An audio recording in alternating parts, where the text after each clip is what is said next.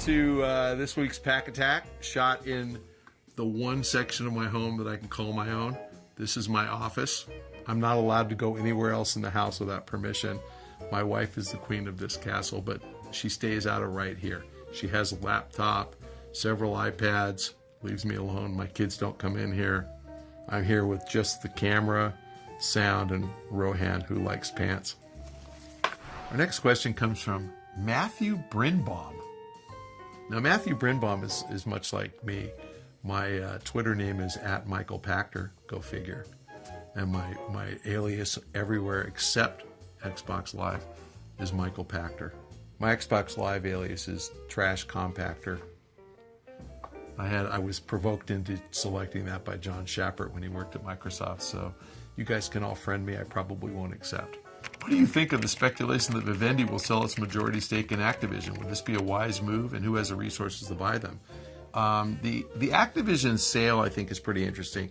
If you kind of trace through the history of Vivendi and its investment in video games, they bought Sierra Games and Blizzard. They kind of put all that stuff together. Those guys made games like Spyro the Dragon back in the day, and you obviously know all the Blizzard games, Diablo and StarCraft and the old Warcraft, and then finally World of Warcraft. And prior to the World of Warcraft launch, they were shopping around that whole games division. The price back in 2004, right around when World of Warcraft launched, was $1.4 billion, and nobody would pay it. And I remember they tried really hard to kind of structure a sale, and nobody was interested in spending $1.4 billion. Obviously, World of Warcraft was phenomenally, successful and phenomenally profitable. And when it was up to doing around $500 or $600 million a year in profit just from the Blizzard division, they merged it with Activision. And the way that the merger worked, they kind of valued the Blizzard Sierra assets at about $8 billion at the time. They merged it into Activision. They got back 65% of Activision stock, and they've held that ever since. Well, Vivendi was making about $500 million a year. Blizzard has since kind of grown its profitability to more like $700 million a year. And unfortunately, because they own 60% of Activision, it's down to 61%. The only thing they get in terms of cash from owning that is a dividend. And Activision pays, I think it's an 18-cent a year dividend. You can look it up. I'm pretty sure it's 18 cents. So on 700 million shares, Vivendi is getting something just above 100 million a year. But back in the day, before they merged with Activision, they were getting something like 500 million a year. So the Vivendi management decided this isn't really a good deal for us. We own this great asset as 61% of Activision stock, but we're not getting any money for it. So let's monetize, let's sell the company. I don't think there's a buyer. So a sale sounds great, but think about who has that kind of chump change. I mean, Activision trades at about $12 a share. So if you have 700 million shares, and that's what Vivendi has, you have to generate, around $8 billion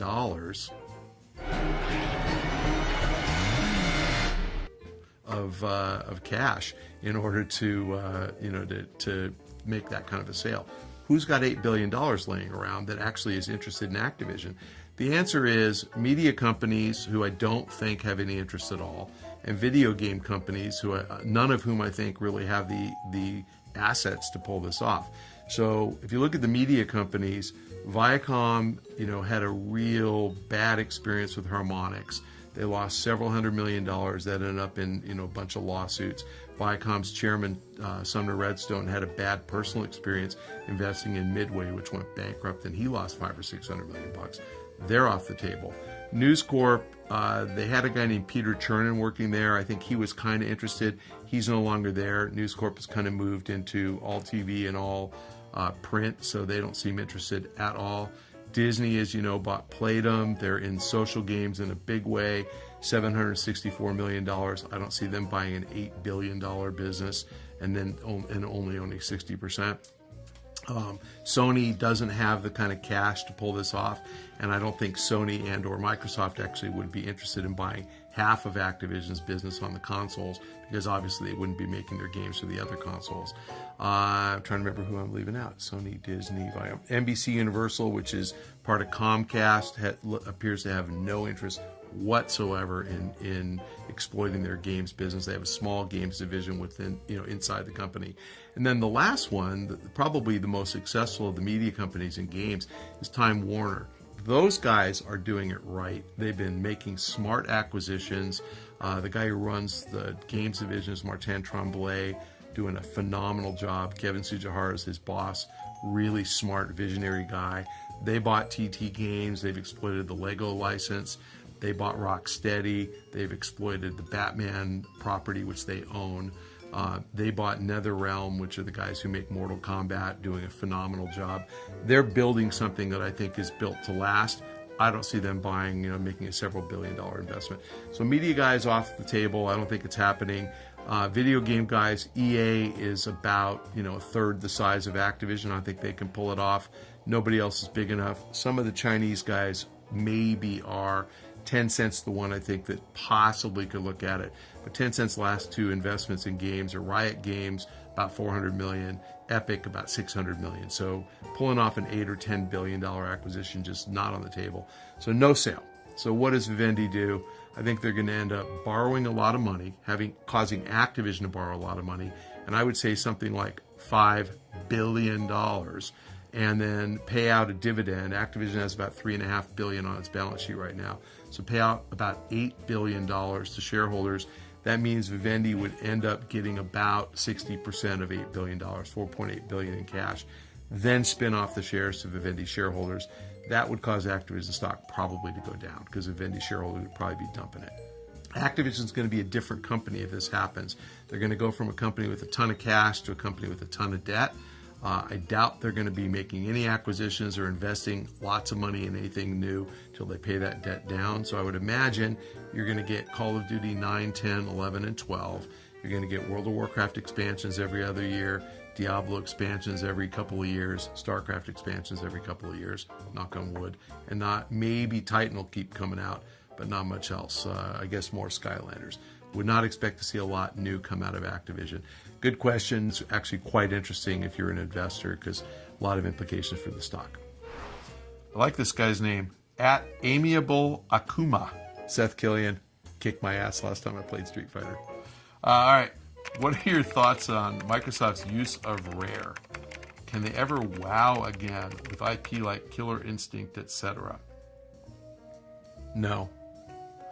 I think Rare has become a Kinect developer. I think that there was a brain drain at Rare. I'm sure that Phil Spencer, who runs Microsoft Studios, will differ and tell you that there are really great people left at Rare.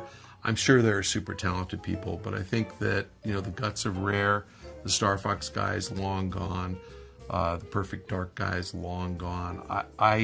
They make GoldenEye too, I think. I mean, God, that was a great studio. I think all those people are off doing other things. I'm sure there are people who work at Rare who have been there for 15 years, but I think the heart and soul of Rare, kind of just dissipated. And I think that you've got a lot of really good artists still there, so they're working on really pretty Kinect games, but I don't think you're going to get any of those old IPs. And I'm not even sure how many of those they own. I mean, some of them, like GoldenEye, they don't own for sure. So no, I don't think you're going to see that studio come back. I think it's tough. I mean, when you lose really, really quality people, it's just hard to, replicate the heart and soul. And that happens a lot in the game business, where super talented people move on, and sometimes it's a net win because you end up with two good studios. I think that largely happened with Bungie and 343. I think Microsoft did a really good job with the team that they put around Halo. So I think you're going to be real pleased with what you see out of Halo 4. But I think that was managed and planned. I don't think Rare was managed very well. So no, don't think you're going to see good IP. All right, fellow babies, thanks for joining us on this week's Pack Attack. If you have a question, please submit them to the link below. And if you have a question for me on Twitter, I am at Michael Pachter. You have to follow me on Twitter so I can reply. If you want a question answered on the show, please make sure you copy at Rohan Likes Pants, because Rohan picks all the questions.